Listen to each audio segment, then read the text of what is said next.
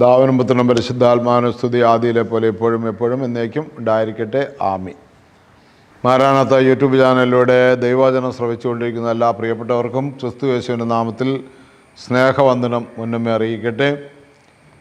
പെന്തക്കോസ്തി ഞായറാഴ്ചയ്ക്ക് ശേഷം സ്വർഗാരോഹണ പെരുന്നാൾ കഴിഞ്ഞു വരുന്ന പെന്തക്കോസ്തി ഞായറാഴ്ചയ്ക്ക് മുൻപും സ്വർഗാരോഹണ പെരുന്നാൾ കഴിഞ്ഞു വരുന്ന ശേഷമുള്ള നടുക്കുള്ള ഒരു ഞായറാഴ്ചയാണ് ഈ വരുന്ന ഞായറാഴ്ച. ഇന്നത്തെ വായനകൾ സന്ധ്യാവായനയും പ്രഭാത വായനയും നമ്മൾ കഴിഞ്ഞ ദിവസം ധ്യാനിച്ചു. യോഹന്നാന്റെ സുവിശേഷം 17-ാം അധ്യായത്തിൽ നിന്ന്. ഇന്ന് നമ്മൾ ധ്യാനിക്കുന്നത് അതിൻ്റെ പഴയ നിയമ വായനകളും ലേഖനങ്ങളും എവൻഗേലിയനുമാണ്. നമുക്കൊരു വാക്ക് പ്രാർത്ഥിച്ച് പഴയ നിയമ വായനകളിലൂടെ കടന്നു പോകാം. നിത്യനും വാഴ്ത്തപ്പെട്ടവനുമായ ഞങ്ങളുടെ സ്വർഗ്ഗപിതാവേ, നല്ല സമയത്തിനായി നന്ദിയോടെ സ്തുതിക്കുന്നു, സ്തോത്രം ചെയ്യുന്നു, മഹത്വപ്പെടുത്തുന്നു. തിരക്തത്താൽ ഞങ്ങളെ കഴുകണമേ, വിശുദ്ധീകരിക്കണമേ. നന്മകളാലും ഐശ്വര്യങ്ങളാലും അനുഗ്രഹങ്ങളാലും ഞങ്ങളെ നിറയ്ക്കണമേ. യേശുവിൻ്റെ സ്നേഹത്തിൽ നിറയുവാൻ, പരിശുദ്ധാത്മാവിനാൽ നയിക്കപ്പെടുവാൻ, മാമോദീസായിലൂടെ ഞങ്ങൾക്ക് ലഭിച്ച പരിശുദ്ധാത്മാവിനെ ഉജ്ജ്വലിപ്പിക്കുവാൻ നാഥാ നിൻ്റെ കൃപ ഞങ്ങളെ വർഷിക്കണമേ. കേൾക്കുന്ന വചനങ്ങൾ ധ്യാനിച്ച് ഗ്രഹിച്ച് ദൈവഹിതപ്രകാരം ജീവിക്കുവാൻ ഞങ്ങളെ സഹായിക്കണമേ. നിത്യം പിതാവും പുത്രനും പരിശുദ്ധാത്മാവുമായ സർവേശ്വര എന്നേക്കും ആമീൻ. പ്രിയമുള്ളവരെ, ഈ ഞായറാഴ്ചത്തെ പഴമ വായിക്കുന്നത് നിയമാവർത്തന പുസ്തകം 9-ാം അധ്യായം 26 മുതൽ അതിൻ്റെ 10-ാം അധ്യായത്തിൻ്റെ 5 വരെയുള്ള വാക്യങ്ങളാണ്. ഇസ്രായേൽ ജനം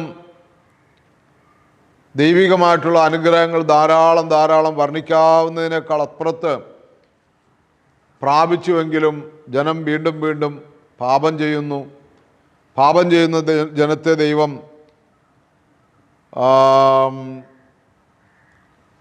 ഉപേക്ഷിക്കുന്നു, അല്ലെങ്കിൽ അവരെ ഇല്ലായ്മ ചെയ്യുവാനായിട്ട് ദൈവം ആഗ്രഹിക്കുമ്പോൾ, അല്ലെങ്കിൽ അങ്ങനെ ദൈവം പ്രവർത്തിക്കുമ്പോൾ അവരോട് അങ്ങനെ പെരുമാറരുത് എന്ന് തടസ്സം നിന്നുകൊണ്ട് പ്രാർത്ഥിക്കുന്ന മോശയുടെ അനുഭവമാണ് ആ ഭാഗം.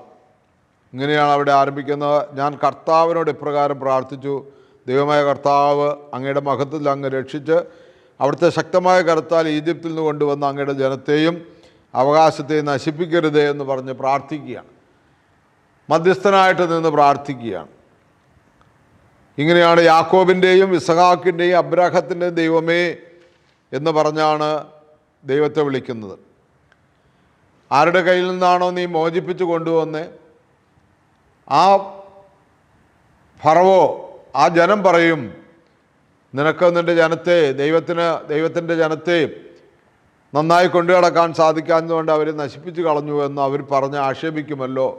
അതുകൊണ്ട് ജനത്തിൻ്റെ മേൽ മനസ്സലിയണമേ എന്ന് മോശ പ്രാർത്ഥിക്കുന്ന പ്രാർത്ഥനയാണ് അവിടെ നടക്കുന്നത്. ആ പ്രാർത്ഥന കേട്ട് ദൈവം മനസ്സലിഞ്ഞ് മോശയോട് പറയുകയാണ്, എന്നാൽ നീ വീണ്ടും 2 കൽപ്പനകളുണ്ടാക്കി ഒരു പെട്ടകമുണ്ടാക്കി ദൈവസന്നിധിയിലേക്ക് മലമുകളിൽ ദൈവത്തിനടുത്ത് വരാൻ പറയുകയാണ്. അങ്ങനെ ജനത്തിന്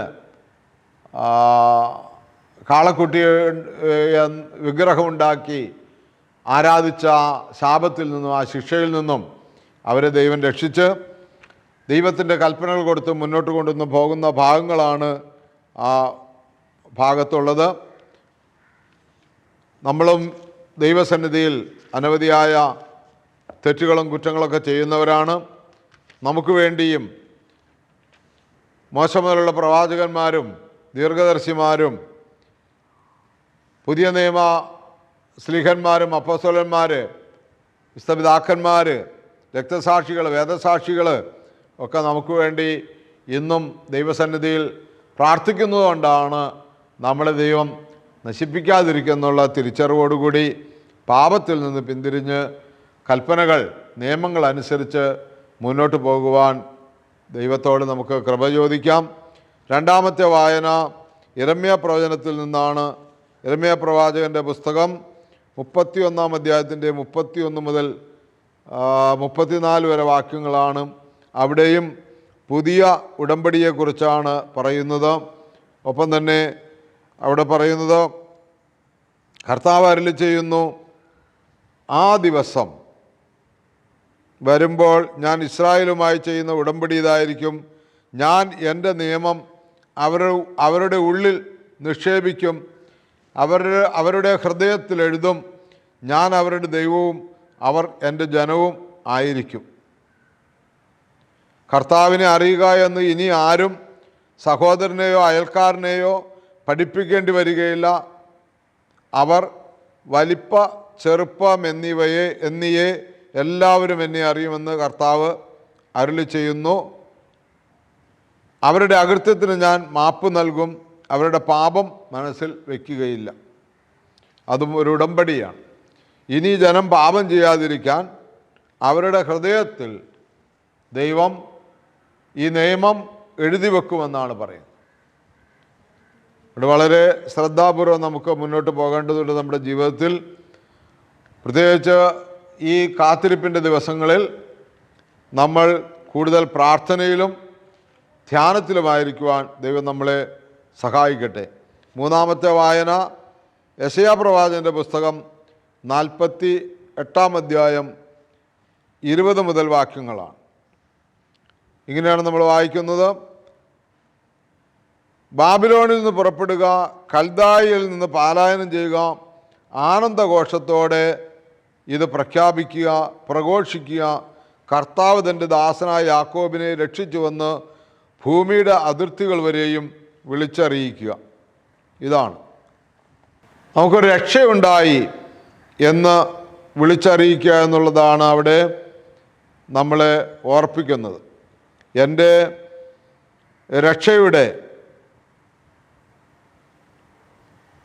രക്ഷയുടെ എൻ്റെ ന്യായത്തിൻ്റെ ഒക്കെ പ്രതിഫലം യഹോവയുടെ പക്കലുണ്ടെന്നും ദൈവത്തിൻ്റെ പക്കലാണ് എൻ്റെ എല്ലാം ഇരിക്കുന്നതെന്നുള്ള വിശ്വാസം.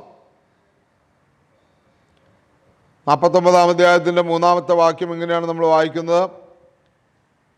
ഞാൻ പറഞ്ഞു, ഞാൻ വ്യർത്ഥമായി അധ്വാനിച്ചു, എൻ്റെ ശക്തി വ്യർത്ഥമായും നിഷ്ഫലമായും ചെലവഴിച്ചു. എങ്കിലും എൻ്റെ അവകാശം കർത്താവിലും പ്രതിഫലം ദൈവത്തിലുമാണ്. എൻ്റെ ഓഹരി കർത്താവിലാണ് എന്ന് ഞാൻ ഏറ്റുപറയുകയാണ്. ഹല്ലേലൂയ. കൊണ്ട് പ്രിയമുള്ളവരെ, നമ്മൾ എത്ര അധ്വാനിച്ചാലും നമ്മുടെ എല്ലാം ഭാവി ദൈവകരങ്ങളിലാണ്, നമ്മുടെ എല്ലാം ഓഹരി ദൈവകരങ്ങളിലാണ് എന്നുള്ള തിരിച്ചറിവ്, നമ്മുടെ പാപങ്ങളെല്ലാം മോചിച്ച് തന്നിരിക്കുന്നുള്ള തിരിച്ചറിവാണ് പഴയ നിയമവായനകളിൽ നമുക്ക് ലഭിച്ചത്. വീണ്ടും നമ്മൾ ലേഖനങ്ങളിലേക്ക് വരുമ്പോൾ, ഒന്നാമത്തെ ലേഖനം അപ്പോസ്തല പ്രവൃത്തി 26-ാം അധ്യായത്തിൻ്റെ 19 മുതൽ 25 വരെ വാക്യങ്ങളാണ്. അവിടെ പൗലോസ്ലീഹ അഗ്രിപ്പ രാജാവിൻ്റെ മുമ്പിൽ തൻ്റെ മാനസാന്തര അനുഭവം പ്രഘോഷിക്കുന്നതാണ്. താൻ എങ്ങനെയാണ് യേശുവിനെ അറിയുന്നതിന് മുമ്പ് എന്തായിരുന്നു, യേശുവിനെ അറിഞ്ഞതിന് ശേഷമുള്ള തൻ്റെ നടപടികൾ അവിടെ വ്യാഖ്യാനിക്കുകയാണ്. 19-ാമത്തെ വാക്യം. അഗ്രിപ്പ രാജാവേ, ഞാൻ ഈ സ്വർഗീയ ദർശനത്തോട് അനുസരണക്കേട് കാണിച്ചില്ല. നമ്മൾ അപ്പോസ്തല പ്രവർത്തനം വായിക്കുമ്പോൾ നമുക്കറിയാം, സ്വർഗത്തിൽ നിന്നൊരു മിന്നലൊളി പൗലോസിൻ്റെ കണ്ണിലടിക്കുകയും പൗലോസ് വീഴുകയും കണ്ണ് കാഴ്ചയില്ലാതെ പോവുകയും,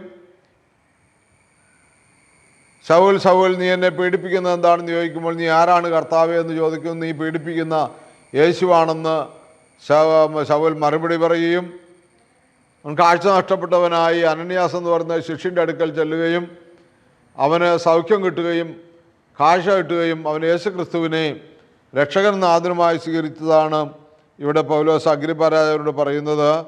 എന്താണ്? അഗ്രിപ്പ രാജാവേ, ഈ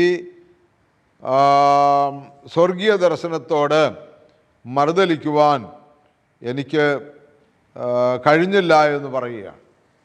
നമ്മളും പരിശോധിക്കണം. നമുക്കും പല സ്വർഗീയ ദർശനങ്ങൾ കിട്ടിയതാണ്. നമ്മളെയും കർത്താവ് പല രീതിയിൽ പല സ്ഥലത്ത് വച്ച് പല സമയങ്ങളിൽ നമ്മളുടെ രക്ഷയുടെ അനുഭവം നമുക്ക് കാണിച്ചു തന്നാണ് നമ്മളതിലൊക്കെ എങ്ങനെയാണ് വ്യാപരിക്കുന്നതെന്ന് ചിന്തിക്കുക.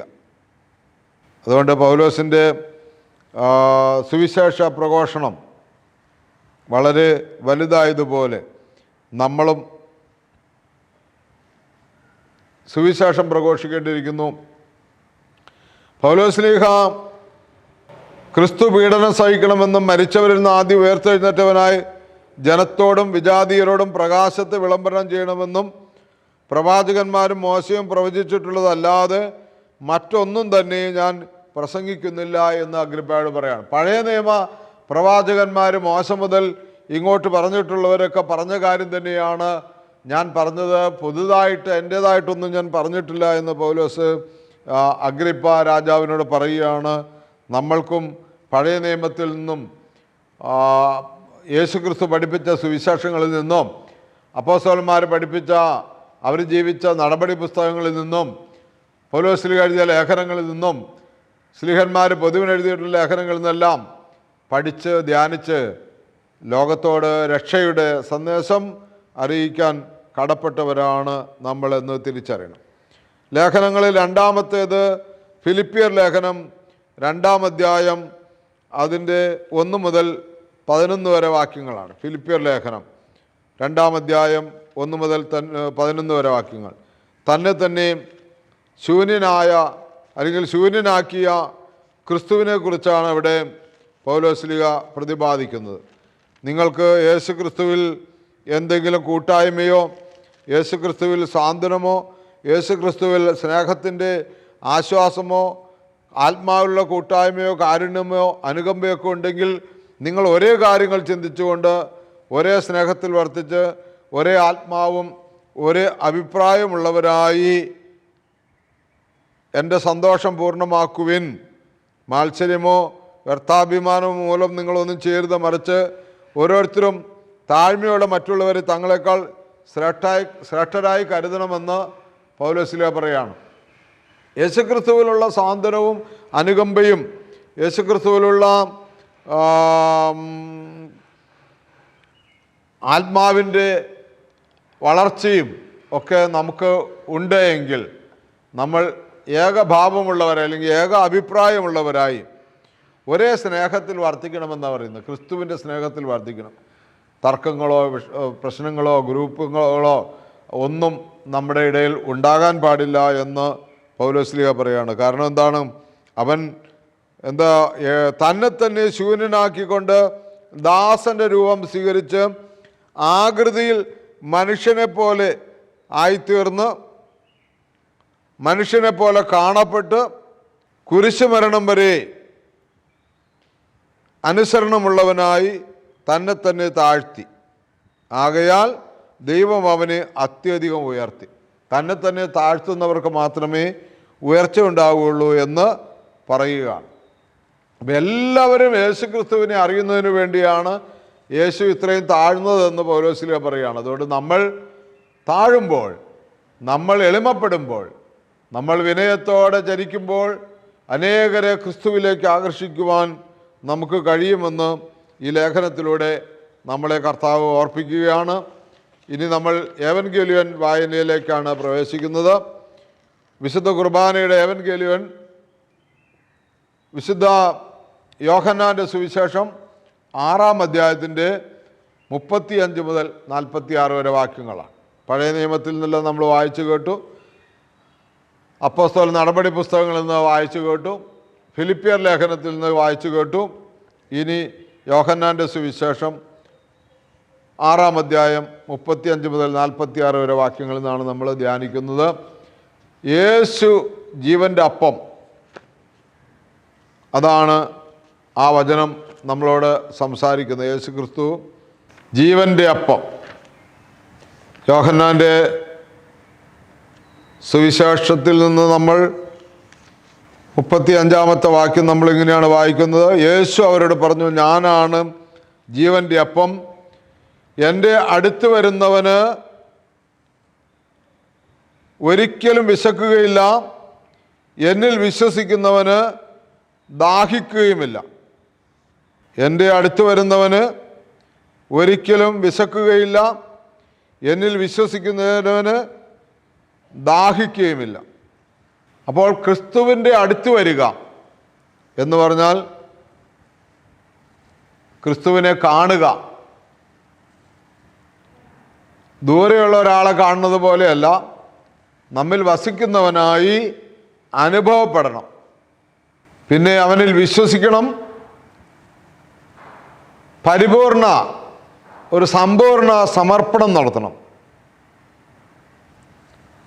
അപ്പോൾ പിന്നെ വിശപ്പും ദാഹമൊന്നും ഉണ്ടാവില്ല. എന്ന് പറഞ്ഞാൽ ശരീരത്തിൻ്റെ വിശപ്പും ദാഹമല്ല, ആത്മാവിൻ്റെ ശക്തി നമ്മളിൽ ധാരാളമായിട്ടുണ്ടാകും. യേശു ജീവൻ്റെ അപ്പമാണ്. വിശുദ്ധ കുർബാന സമർപ്പിച്ചത്, അല്ലെങ്കിൽ വിശുദ്ധ കുർബാന നമുക്ക് വേണ്ടി കർത്താവ് നൽകുന്നതൊക്കെ ആ ജീവനുണ്ടാകാൻ വേണ്ടിയാണിത് സമൃദ്ധമായിട്ടുണ്ടാകുവാനാണെന്ന് നമ്മൾ തിരിച്ചറിയണം. 36-ാമത്തെ വാക്യത്തിൽ പറയുകയാണ്, നിങ്ങൾ എന്നെ കണ്ടിട്ടും വിശ്വസിക്കുന്നില്ല എന്ന് ഞാൻ നിങ്ങളോട് പറഞ്ഞിട്ടുണ്ടല്ലോ. ഇങ്ങനെ കണ്ടിട്ട് യേശുവിനെ വിശ്വസിച്ചില്ല അവർ. എന്ന് പറഞ്ഞാൽ അവർക്ക് ഈ ക്രിസ്തുവിനെ ഇങ്ങനെ ദൂരെ നിന്ന് കണ്ടിട്ടേ ഉള്ളൂ. അവർക്ക് ക്രിസ്തുവിനെ കാണുക എന്ന് പറഞ്ഞ അനുഭവമില്ല. ക്രിസ്തു സ്വന്തമാണെന്നുള്ള വിചാരമില്ല. നമ്മളിൽ അവൻ വസിക്കുന്നു എന്നുള്ള അനുഭവം വരണം എങ്കിൽ നമുക്ക് വിശ്വസിക്കണമെങ്കിൽ. കാരണം അതിന് പറയുന്നത് എങ്ങനെയാണ്? പിതാവായ ദൈവം നമ്മെ പുത്രനായ യേശു ക്രിസ്തുവിനെ ഏൽപ്പിച്ചു കൊടുക്കണമെന്ന്. പിതാവ് എനിക്ക് നൽകുന്നവരെല്ലാം എൻ്റെ അടുത്ത് വരും. 37-ാമത്തെ വാക്യം, എൻ്റെ അടുക്കൽ വരുന്നവനെ ഞാൻ ഒരിക്കലും തള്ളിക്കളയുകയില്ല. പിതാവ് നമ്മളെ യേശുവിൻ്റെ കയ്യിൽ ഏൽപ്പിക്കണം. അങ്ങനെ ഏൽപ്പിക്കുമ്പോൾ നമ്മുടെ വിശ്വാസം വർദ്ധിക്കും, സമ്പൂർണ്ണ സമർപ്പണം നടത്താൻ നമുക്ക് കഴിയും. നമ്മളെ ഒരിക്കലും യേശു തള്ളിക്കളയുകയില്ല. 39-ാമത്തെ വാക്യം പറയുന്നത് എങ്ങനെയാണ്? അവിടുന്ന് എനിക്ക് നൽകിയവരിൽ ഒരുവനെ പോലും ഞാൻ നഷ്ടപ്പെടുത്താതെ അന്ത്യദിനത്തിൽ ഉയർപ്പിക്കണമെന്നതാണ് എന്നെ അയച്ചവൻ്റെ ഇഷ്ടം. എന്ന് വെച്ചാൽ, പ്രിയമുള്ളവർ, ഒരുവനും നശിച്ചു പോകരുത്, അവസാനം നിത്യജീവനായി അവൻ ഉയർത്തെഴുന്നേൽക്കണമെന്നുള്ളതാണ് യേശുക്രിസ്തുവിനെ ലോകത്തിലേക്ക് ദൈവം അയച്ചതിനെ കുറിച്ചുള്ള ദൈവത്തിൻ്റെ പദ്ധതി, അതിൻ്റെ ഇഷ്ടമെന്ന് യേശു നമ്മളെ ഓർപ്പിക്കുകയാണ്. ഇപ്പം 40-ാമത്തെ വാക്യത്തിൽ നമ്മൾ വായിക്കുന്നത് എങ്ങനെയാണ്? പുത്രനെ കാണുകയും അവനിൽ വിശ്വസിക്കുകയും ചെയ്യുന്നവൻ ആരോ അവന് നിത്യജീവൻ ഉണ്ടാകണമെന്നതാണ് എൻ്റെ പിതാവിൻ്റെ ഇഷ്ടം. പുത്രനെ, യേശുവിനെ ലോകരക്ഷകനായി കാണണം, സ്വന്തം രക്ഷകനായി കാണണം, അതനുസരിച്ച് സമർപ്പിക്കണം. യേശുവിൻ്റെ ദൈവത്വത്തിലും മനുഷ്യത്വത്തിലും വിശ്വസിക്കണം. അതാണ് 40-ാമത്തെ വാക്യം പറഞ്ഞത്. പുത്രനെ കാണുകയും, കാണുക എന്ന് പറഞ്ഞാൽ കണ്ണുകൊണ്ട് കണ്ടാൽ മാത്രം പോരാ. ആദ്യം പറഞ്ഞതുപോലെ പുത്രൻ ലോകരക്ഷകനാണ്, എൻ്റെ സ്വന്തം രക്ഷകനാണ്, ഞാനതനുസരിച്ച് എന്നെ സമർപ്പിക്കണം. അവൻ്റെ ദൈവത്വത്തിലും മനുഷ്യത്വത്തിലും വിശ്വസിക്കണം. അവന് നിത്യജീവൻ ഉണ്ടാകുമെന്നതാണ് എൻ്റെ പിതാവിൻ്റെ ഇഷ്ടം. അന്ത്യദിനത്തിൽ അവനെ ഞാൻ ഉയർപ്പിക്കുകയും ചെയ്യും. അപ്പം അന്ത്യദിനത്തിൽ ക്രിസ്തുവിനോടുകൂടെ ഉയർത്ത് സ്വർഗരാജ്യത്തിൽ അവൻ്റെ മഹത്വത്തിൽ, യോഹന്നാൻ്റെ സുവിശേഷത്തിൽ നമ്മൾ 17-ാം അധ്യായത്തിൽ കണ്ടതുപോലെ മഹത്വത്തിൽ പ്രവേശിക്കണമെങ്കിൽ നാം, പ്രിയമുള്ളവരെ, യേശുവിനെ നമ്മുടെ ജീവിതത്തിൻ്റെ രക്ഷകനും നാഥനും ആയി സ്വീകരിക്കുകയും വിശ്വസിക്കുകയും ചെയ്യണം. 42-ാമത്തെ വാക്യം, യേശു സ്വർഗത്തിൽ നിന്ന് ഇറങ്ങി വന്ന ജീവൻ്റെ അപ്പമാണ് എന്ന് പറഞ്ഞതുകൊണ്ട് യഹൂദന്മാർ അവനെ എതിർക്കുകയാണ്, അവർ പിറുപിറുക്കുകയാണ്. അവർ പറയുകയാണ്, ഇവൻ ജോസഫിൻ്റെ മകനല്ലേ, ഇവൻ്റെ പിതാവിനെയും മാതാവിനെയും നമുക്ക് അറിഞ്ഞുകൂടെ, പിന്നെ എങ്ങനെയാണ് ഞാൻ സ്വർഗത്തിൽ നിന്നിറങ്ങി വന്നിരിക്കുന്നു എന്ന് ഇവൻ പറയുന്നത്? അവർ മാനുഷികമായി ചിന്തിക്കുകയാണ്. ദൈവം മനുഷ്യനായ കാര്യമല്ല അവർ ചിന്തിക്കുന്നത്, മനുഷ്യനായി ഒരാൾ വന്ന് പ്രവർത്തിക്കുന്ന കാര്യമാണ് അവർ ചിന്തിക്കുന്നത്. ഇവൻ സ്വർഗത്തിൽ നിന്ന് വന്നു എന്ന് ഇവർക്ക് വിശ്വസിക്കുവാനായിട്ട് കഴിയുന്നില്ല. കാരണം എന്തായിരിക്കും? പിതാവിനാൽ അവർ ആകർഷിക്കപ്പെടണം. അതിന് വേദപുസ്തകം അല്ലെങ്കിൽ പഴയ നിയമം യേശു ക്രിസ്തുവിനെ കുറിച്ച് പറയുന്നത് വായിക്കുമ്പോൾ ആ യേശു ഞങ്ങളുടെ മുമ്പിൽ നിൽക്കുന്നയാളാണെന്ന് മനസ്സിലാക്കാനുള്ള പരിജ്ഞാനം വേണം, ബുദ്ധിയല്ല. ബുദ്ധിയിൽ ചിന്തിച്ചാൽ അതൊന്നും മനസ്സിലാകുകയില്ല. അപ്പോൾ 44-ാമത്തെ വാക്യം പറയുന്നത് ഇങ്ങനെയാണ്, എന്നെ അയച്ച പിതാവ് ആകർഷിച്ചാലല്ലാതെ ഒരുവൻ എൻ്റെ അടുക്കലേക്ക് വരാൻ സാധിക്കുകയില്ല.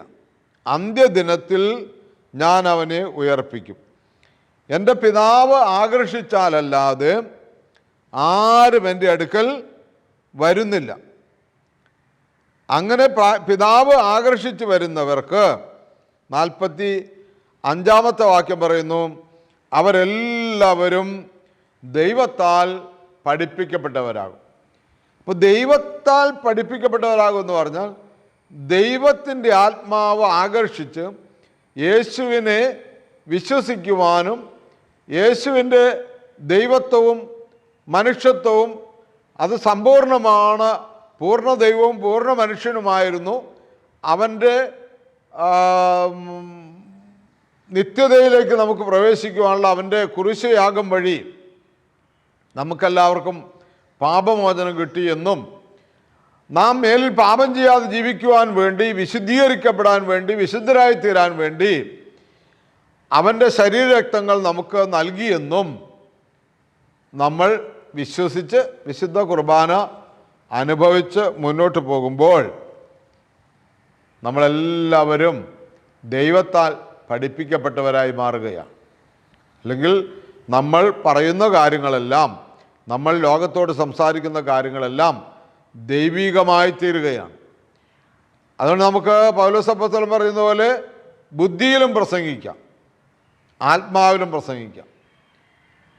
ദൈവാത്മാവിനാൽ പ്രസംഗിക്കുമ്പോൾ കേൾക്കുന്നവനിൽ ദൈവാത്മാവ് നിറയും. നമ്മൾ ബുദ്ധിയിൽ പ്രസംഗിച്ചാൽ കാര്യങ്ങൾ പറയാൻ എളുപ്പമാണ്, അല്ലെങ്കിൽ അറിവുകൾ നേടുമ്പോൾ ആളുകൾ അത്ഭുതം കൊള്ളും. പക്ഷേ പറഞ്ഞവനും കേൾക്കുന്നവനും പാപമോചനം കിട്ടാൻ സാധ്യതയില്ല. അതുകൊണ്ട് ഇവർ ബുദ്ധിയിൽ ആലോചിച്ചു, ജോസഫിൻ്റെ മകനല്ലേ, ആ യേശുവല്ലേ നസറത്തുകാരൻ, ഇവൻ്റെ മാതാവിനെയും പിതാവിനെയും ഇവൻ്റെ ചാർച്ചക്കാരെ ബന്ധങ്ങളെയൊക്കെ നമ്മൾ അറിയില്ലേ എന്ന് പറഞ്ഞ് അവർ പിറുപിറുത്ത് ഒഴിഞ്ഞു മാറിയപ്പോൾ യേശു പറയുകയാണ്, എന്നെ നിങ്ങൾക്ക് മനസ്സിലാകണമെങ്കിൽ നിങ്ങൾക്ക് ദൈവത്താൽ ആകർഷണം വേണം. അതുകൊണ്ട് നമുക്കെല്ലാവർക്കും അങ്ങനെ ഒരു ആകർഷണം ദൈവം നൽകി നമ്മുടെ ജീവിതത്തിൻ്റെ രക്ഷകനും നാഥനുമായി യേശുക്രിസ്തുവിനെ സ്വീകരിക്കുവാൻ ദൈവം നമുക്ക് കൃപ നൽകിയതിന് ദൈവത്തോട് നന്ദി പറയാം. അതുകൊണ്ട് ഈ വിശുദ്ധ കുർബാനയുടെ അനുഭവം നമുക്ക് ഒരു കാണലല്ല, കുർബാന കണ്ടു കടന്നു പോകുന്നവരല്ല, കുർബാന അനുഭവിക്കുന്നവരാണ്. ആ കുർബാനയിൽ നിൽക്കുന്ന സമയം മുഴുവൻ നമുക്ക് അനുഭവമായി മാറുവാൻ, ഞാൻ ഈ ദേവാലയത്തിൽ വന്നിരിക്കുന്നത് എൻ്റെ പിതാവിനാൽ ആകർഷിക്കപ്പെട്ടതുകൊണ്ടാണെന്ന് തിരിച്ചറിയാൻ. കഴിഞ്ഞ ദിവസം ഒരാളെന്നോട് പറഞ്ഞു, അദ്ദേഹം പള്ളിയിൽ പോകുന്നത് തുബ്ദേനൊക്കെ വായിക്കുന്ന സമയം കഴിഞ്ഞിട്ടാണ്. കാരണം അദ്ദേഹം വിചാരിച്ചു ദൈവത്തെ ബോധ്യപ്പെടുത്താൻ, അല്ലെങ്കിൽ ഞാൻ പള്ളിയിൽ വന്നിട്ടുണ്ടെന്ന് ദൈവത്തെ ഒന്ന് അറിയിക്കുക മാത്രമാണ് എൻ്റെ ലക്ഷ്യമുണ്ടായിരുന്നുള്ളൂ.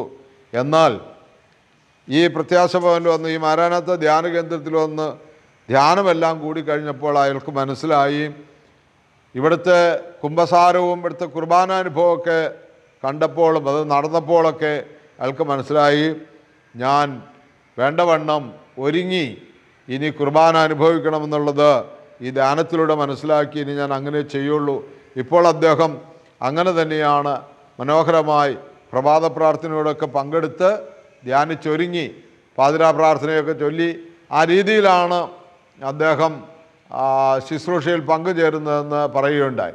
പ്രിയമുള്ളവരെ, ഒരുക്കമുള്ളവരായി തീരാൻ നമുക്ക് ഈ ദിവസങ്ങൾ അതിനുള്ള കൃപ ദൈവം നൽകട്ടെ. നമുക്ക് പ്രാർത്ഥനയോടുകൂടി ആയിരിക്കാം. ഞാൻ നേരത്തെ സൂചിപ്പിച്ചതുപോലെ പെന്തക്കോസ്ത് വരെയും നമ്മൾ കാത്തിരിപ്പിൻ്റെ ദിനങ്ങളാണ്. ഈ നാളുകളിലാണ് സഭയുടെ സുന്നഹദോസ് പോലും നടക്കുന്നത്. പരിശുദ്ധാത്മാവിൻ്റെ അഭിഷേകത്താൽ നിറയപ്പെട്ട് സഭയുടെ മുന്നോട്ടുള്ള ക്രമീകരണങ്ങളൊക്കെ നടക്കണമെന്നുള്ളത് പ്രാർത്ഥനയോടുകൂടി അപ്പം നമ്മുടെ കുടുംബത്തിലും നമ്മുടെ ശുശ്രൂഷാ മേഖലകളിലെല്ലാം ഈ ദിവസം പ്രാധാന്യമുള്ളതാണ്. പരിശുദ്ധാത്മാവിനാൽ നിറയപ്പെടുന്ന അനുഭവത്തോടുകൂടി പരിശുദ്ധാത്മാവിനാൽ നിറയപ്പെട്ട് നല്ലൊരു ആത്മീയ ജീവിതം നയിക്കുവാൻ നമുക്ക് ദൈവം നമ്മളെ സഹായിക്കട്ടെ. യോഹന്നാന്റെ സുവിശേഷം 17 നമ്മൾ വായിച്ചതുപോലെ അവർ ലോകത്തിൽ നിന്ന് എടുക്കപ്പെടണമെന്നല്ല, ദുഷ്ടനിൽ നിന്ന് അവരെ കാത്തുകൊള്ളണമേ എന്നാണ് എൻ്റെ പ്രാർത്ഥന എന്ന് യേശു നമുക്ക് വേണ്ടി പ്രാർത്ഥിച്ചതുപോലെ നമുക്കും ലോകത്തിലുള്ള മറ്റുള്ളവർക്ക് വേണ്ടി പ്രാർത്ഥിക്കാൻ കടപ്പെട്ടവരാണ് നമ്മൾ. അതുകൊണ്ട് ദൂരെയുള്ള ഒരാളെ കാണുന്നത് പോലെ അല്ല നമ്മൾ കുർബാനയ്ക്ക് വരേണ്ടത്. നമ്മിൽ വസിക്കുവാനായി തയ്യാറായ യേശുക്രിസ്തുവിനെ അനുഭവിക്കണം. എല്ലാവരും ഒരുങ്ങി കുർബാന സ്വീകരിക്കണം. ദൈവം നമ്മളെല്ലാവരെയും അനുഗ്രഹിക്കട്ടെ. അനേകർക്ക് ഇത് പ്രയോജനപ്പെടുത്താൻ തക്കവണ്ണം നിങ്ങളിതിൻ്റെ പ്രേക്ഷിതരായി മാറണമെന്ന് ഓർപ്പിക്കുന്നു. ഒപ്പം തന്നെ പ്രിയമുള്ളവരെ, ഇവിടെ ഈ പെന്തക്കോസ്ത വരുന്ന ജൂൺ മാസം ആദ്യ ബുധനാഴ്ച പെന്തക്കോസ്തായുടെ ദിനങ്ങളിൽ ഇവിടെ താമസിച്ചുള്ള ധ്യാനം നടക്കുന്നു. സാധിക്കുന്നവർ വന്ന് പങ്കെടുത്ത് ആത്മനിറവോടുകൂടി ആയിരിക്കുവാനും എല്ലാ നന്മകളാലും എല്ലാ ഐശ്വര്യങ്ങളാലും നിറയപ്പെടുവാനും ഈ ധ്യാനം നമ്മളെ സഹായിക്കും. ഭൗതികവും ആത്മീയവുമായ ഒത്തിരി അനുഗ്രഹങ്ങൾ ദൈവം നമ്മൾക്ക് ഈ ധ്യാനത്തിലൂടെ തരും. അതിൽ പങ്കെടുക്കുവാനായിട്ട് നിങ്ങൾ ശ്രമിക്കണം. തുറന്നിട്ടുള്ള കുട്ടികളുടെ ധ്യാനങ്ങളുണ്ട്, യുവതി യുവാക്കന്മാർക്ക് ധ്യാനമുണ്ട്, ദമ്പതികൾക്ക് ധ്യാനമുണ്ട്. സമയാസമയങ്ങൾ നിങ്ങളെ അറിയിക്കും. എല്ലാ മാസവും ആദ്യ ബുധനാഴ്ച മുതൽ ഒന്നാമത്തെ ബുധനാഴ്ച വൈകുന്നേരം മുതൽ ശനിയാഴ്ച ഉച്ചയ്ക്ക് തീരത്തക്കവണ്ണമുള്ള താമസിച്ചുള്ള ധ്യാനം നടത്തുന്നു.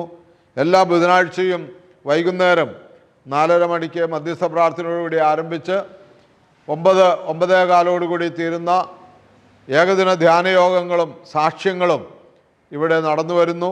നിങ്ങളുടെ പ്രാർത്ഥനയിൽ ഓർക്കണം. സാധിക്കുന്നവരൊക്കെയും കടന്നു വന്ന് ഈ ശുശ്രൂഷകളിലെല്ലാം പങ്കുചേർന്ന് കർത്താവ് നമുക്ക് കൽപ്പിച്ചു തന്നിട്ടുള്ള നീതി, സമത്വം, സാഹോദര്യം ഈ അനുഭവത്തിലൂടെ നല്ലൊരു വിശുദ്ധ ക്രിസ്ത്യാനിയായി തീരുവാൻ, അങ്ങനെ നമുക്ക് കർത്താവിൻ്റെ രണ്ടാമത്തെ വരവെങ്കിൽ അവനോട് ചേർന്ന് ദൈവത്തെ മഹത്വപ്പെടുത്തുവാൻ ദൈവം തമ്പുരാൻ നമുക്ക് എല്ലാ ഭാഗ്യങ്ങളും തരും. ഈ ധ്യാനങ്ങളിലെല്ലാം പങ്കെടുക്കണമെന്ന് ഓർപ്പിച്ചുകൊണ്ട് നിർത്തുന്നു. ദൈവത്തിരുനാമം മാത്രം മഹത്വപ്പെടുമാറാകട്ടെ.